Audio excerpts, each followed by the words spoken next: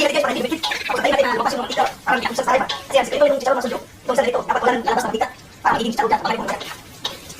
After 30 minutes, tingnan ko yung nangyari, nag-strain ko siya. Tapos, lumabas yung mantika. Tingnan ko kung ano yung mantika, sigurado magunan yung baboy.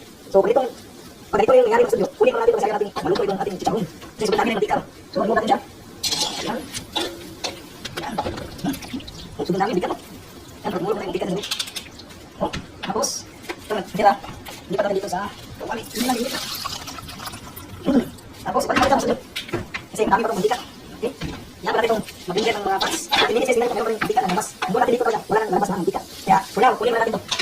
Para magiging. Dami kong mantika, tulungan. Cool down natin, tapos balik natin.